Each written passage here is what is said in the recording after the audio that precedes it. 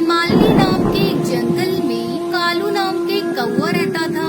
उसे टूनी नाम की चिड़िया से प्यार हो गया और उसने उससे शादी कर ली। कुछ महीनों बाद टूनी चिड़िया ने एक चिड़िया को जन्म दिया। उन्होंने उसका नाम टुनटुनी रखा। लेकिन कुछ समय बाद टूनी बीमार पड़ गई और एक दिन कालू कौवे को अपने पास बुलाया। सुनो जी, लगता है मैं अब और नहीं जी पाऊंगी। मैं तुम्हारे पास अपनी बच्ची छोड़े जा रही हूँ। मेरे बगैर तुम लोगों को बहुत परेशानी होगी, इसलिए मेरी बच्ची के लिए दूसरी शादी कर लेना जो टुनटुनी की अच्छी तरह देखभाल करे। तब तक आप लोग हमारे इस वीडियो को लाइक और अगर आपने हमारे चैनल को सब्सक्राइब नहीं किया है तो जल्दी से सब्सक्राइब कर लें और कमेंट सेक्शन में जरूर बताएं कि आपको हमारी ये कहानी कैसी लगी। ये कहते हुए वो चल बसी।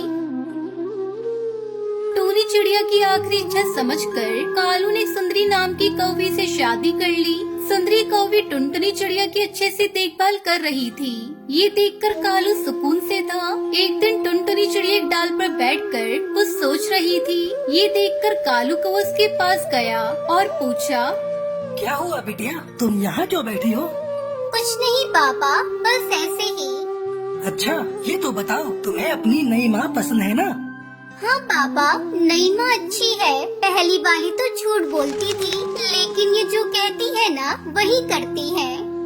अच्छा बिटिया, माँ क्या कहा करती थी? बाबा, पहली वाली माँ न कहती थी अगर मैं बाहर घूमने गई तो मुझे खाना नहीं देंगी, लेकिन फिर वो मुझे सब जगह ढूंढती थी और घर लाकर मुझे खाना खिलाती थी। और ये माँ ने भी मुझसे कहा कि अगर मैं बाहर गई तो मुझे खाना नहीं खिलाएंगी और खिलाया भी नहीं। बाबा, 2 दिन से मैंने कुछ नहीं खाया।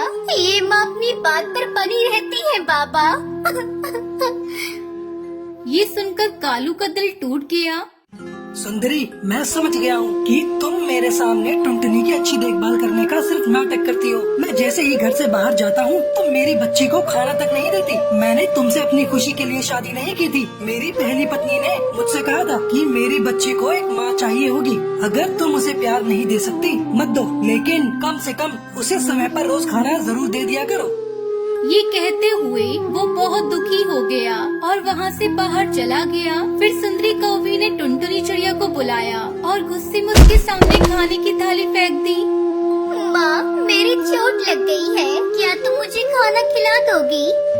इतना सुनकर सुंदरी और गुस्सा हो गई और जोर से चिल्लाई, हाथ नहीं लेकिन मुंह तो है। अपने बाप से सब कुछ कहने के लिए किसने कहा था बाहर जा और चोट मार। अब मैं तुझे नहीं खिलाऊंगी तो तेरा बाबा आकर मुझ पर चिल्लाएगा। फिर सुंदरी कौवी टुनटुनी के मुंह में खाना ठूसने लग गई। माँ, मेरा मुंह जल रहा है। माँ, इसमें बहुत मिर्ची है, थोड़ा घी मिला दो माँ। खाना चाहिए तो हमेशा अच्छा अच्छा। मैंने कोई दूसरी सब्जी नहीं बनाई। आज मैंने और तेरे बाबा ने भी यही खाना खाया है। खाना है तो खा, वरना ऐसे ही भूखी सो जा। मैं और कुछ नहीं कर सकती।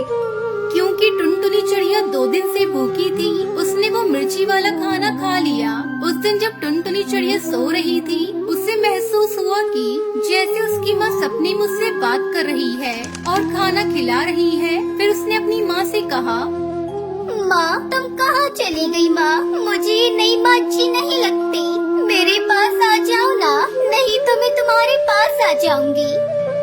ये माँ भी अच्छी है बेटा, तुम्हें उनकी बात सुननी चाहिए। वो जैसा कहे वैसा करा करो, फिर वो तुम्हें नहीं मारेंगी, ठीक है ना?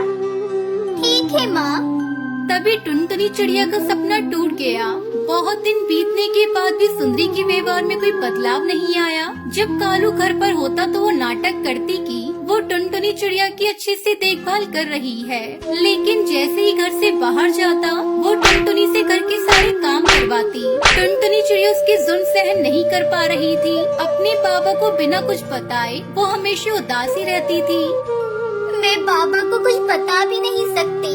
अगर बताऊंगी तो माँ और बाबा के बीच लड़ाई होगी। ये बात मुझे अच्छी नहीं लगती, लेकिन मैं अपनी नई माँ का जुल्म और बर्दाश्त नहीं कर पाऊंगी, इसलिए मुझे घर छोड़ना होगा। ऐसा सोचकर टुनटुनी चिड़िया अपना घर छोड़ देती है और दूसरे जंगल जाने लगती है। टुनटुनी चिड़िया बहुत थक गई थी, उसे पता नहीं था कि वो कहाँ जाएगी। थोड़ी दूर जाने पर टुनटुनी चिड़िया को एक पेड़ दिखाई देता है और वो उस पेड़ पर बैठ जाती है। टुनटुनी चिड़िया को देखकर बबली नाम की कबूतरी उसके पास आती है और उससे पूछती है, अरे बेटा, तुम ऐसे अकेले क्यों बैठी हो? और तुम तो बहुत छोटी हो। जंगल में कई शिकारी पक्षी रहते हैं, कहीं वो तुम्हें अपना शिकार न बना ले। आंटी, अगर मैं जंगली पक्षियों का शिकार बन जाऊंगी तो मुझे कोई दुख नहीं होगा, क्योंकि मेरी माँ ने मुझे अपना रोज शिकार बनाया है। अरे बेटा, ये तुम कैसी बातें कर रही हो? टुनटुनी चिड़िया बबली कबूतरी को अपनी सारी आपबीती बताती है। टुनटुनी की बात सुनकर बबली कबूतरी को बहुत दुख होता है और वो टुनटुनी चिड़िया से कहती है, देख बेटा, मैं पक्षियों के घर काम करती हूँ और उसी काम से मैं अपने घर का गुजारा करती हूँ। अगर तू चाहे तो मेरे साथ रह सकती है, मैं तुझे कोई काम दिलवा दूंगी। ठीक है आंटी, मैं कोई काम करके अपना गुजारा कर लूंगी। कम से कम मुझे अपनी सौतेली माँ का जुल्म तो नहीं सहना पड़ेगा। इस तरह टुनटुनी चिड़िया बबली कबूतरी के साथ काम करके खुशी खुशी अपना जीवन बिताने लगती है। ये सब क्या हो गया जी?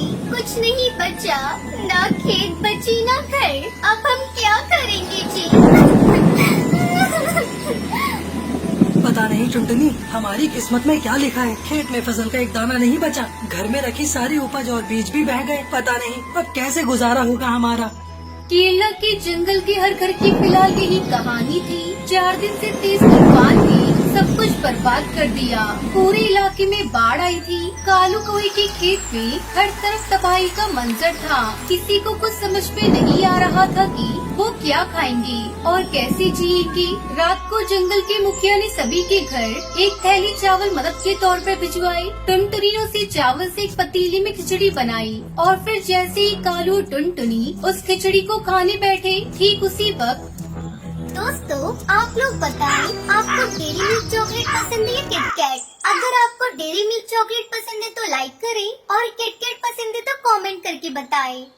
बेटा, कोई है क्या? 2 दिनों से भूखा हूँ। बेटा, कुछ खाने को मिलेगा क्या? बाबा, आप कहाँ से आए हैं? बेटा, मैं 3-4 दिन पहले बस यहाँ से गुजर रहा था, तभी जोर की बारिश शुरू हो गई। बारिश से बचने के लिए मैं पास वाले मंदिर में रुक गया, लेकिन बारिश बढ़ती ही चली गई और मैं वहीं पर फंस गया। अब पानी कम हुआ तो बाहर निकल पाया। अब वो मैं बोल रहा था कि कुछ खाने को है क्या बेटा? एक तो वैसे ही अनाज कम है, इतनी सी खिचड़ी बनी है बस, इसमें से पापा को कैसे खिलाएं? कोई बात नहीं, भगवान सब व्यवस्था करेगा। बाबा, आप अंदर आइए। बेटा, अगर कोई बात है तो जाने दो, मैं कहीं और जाकर खा लूँगा। ना ना बाबा, कोई बात नहीं। ये मेरी पत्नी टुनटुनी है, इसने खिचड़ी बनाई है। तो बस ये कह रही थी कि आपको खिलाने के लिए हमारे पास अच्छा भोजन भी नहीं है। अरे कोई बात नहीं बच्चों, भूखे के लिए तो खिचड़ी भी पालक पनीर के समान है। ऐसी बात है तो आपका स्वागत है। आइए बाबा, जो हम खाएंगे आप भी वही खा लीजिए। कालू और टुनटुनी के पास इतनी भी खिचड़ी नहीं थी कि वो दोनों भी पेट भरकर खा पाए। खाना खाने के बाद बेटा, आप लोगों का बहुत धन्यवाद। अब चलता हूँ। बेटा कालू, जरा एक गिलास पानी पिलाओगे? टुनटुनी और कालू पानी लेने अंदर गए। फिर जब कालू और टुनटुनी पानी लेकर वापस आए तो साधु बाबा उसे कहीं नहीं दिखे। अरे, लगता है बाबा चले गए। लेकिन वो क्या है?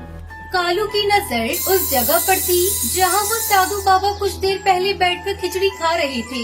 अब साधु बाबा तो वहाँ पर नहीं थे, लेकिन उनकी जगह वहाँ पर एक अंगूठी रखी हुई थी जो काफी ज्यादा चमक रही थी। टुनटुनी, अरे टुनटुनी, जल्दी आओ। ये देखो, वो साधु बाबा अपनी अंगूठी यहीं भूल गए हैं। अंगूठी भूल गई? अंगूठी भला कौन भूलता है? शायद उन्होंने हाथ धोने के लिए अंगूठी निकाली हो और फिर पहनना भूल गए हो। तुम रुको, मैं देकर आता हूँ। वो अभी ज्यादा दूर नहीं गए होंगे। कालू ने साधु की तलाश में पूरा जंगल छान मारा, लेकिन उसे वो साधु बाबा कहीं नजर नहीं आए। उधर बाढ़ का पानी भी पूरी तरह से उतर गया था। लेकिन पूरे गांव के सामने अब चुनौती ये थी कि खेतों में क्या और कैसे उगाया जाए, क्योंकि पूरे गांव में किसी के भी पास न बीज थे और न ही उन्हें खरीदने के पैसे थे। गांव में भूखमरी की नौबत आ चुकी थी। फिर एक दिन क्या हुआ जी? थक गई क्या? हाँ, पूरा दिन भटकता रहा, लेकिन पूरे जंगल में किसी के पास एक भी बीज नहीं बचा है। सब कुछ बाढ़ में बह गया और तुम्हारे खाने के लिए भी कुछ इंतजाम नहीं हो पाया है। आप मेरी फिक्र मत करो, मुझे भूख नहीं लगी। 2 दिन से कुछ नहीं खाया है तुमने और कहती हो कि भूख नहीं लगी है। हे भगवान, ये कैसे दिन देखने पड़ रहे हैं मुझे। मैं अपने पति को खिचड़ी तक बनाकर नहीं खिला सकती। खिचड़ी की बात सुनते ही कालू का दिमाग टंका और उसने टपाक से पूछा, क्या कहा तुमने टुनटुनी? यही कि अब हमारी किस्मत में खिचड़ी भी नहीं है। हाँ, मुझे भी याद आया। याद करो, उस दिन हमारे घर एक साधु बाबा आए थे और वो अपनी अंगूठी यहीं पर छोड़ गए थे। हो सकता है कि वो हालात देखकर जानबूझकर उसे यहाँ छोड़ गए हो। जल्दी करो, वो अंगूठी लेकर आओ, हम उसे बेचकर कुछ और दिन खाना खा सकते हैं। पर वो तो पापा की अमानत है ना। जो भी हो टुनटुनी, अपने जीते जी मैं तुम्हें भूखा नहीं देख सकता।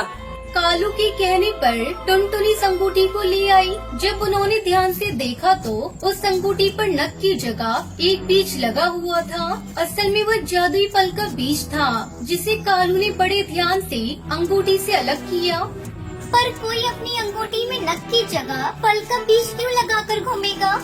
यही तो सवाल है टुनटुनी। जरा सोचो, जब हमारे घर में कुछ खाने को नहीं था, तभी एक साधु हमारे पास आते हैं और ये बीज यहाँ छोड़कर चले जाते हैं।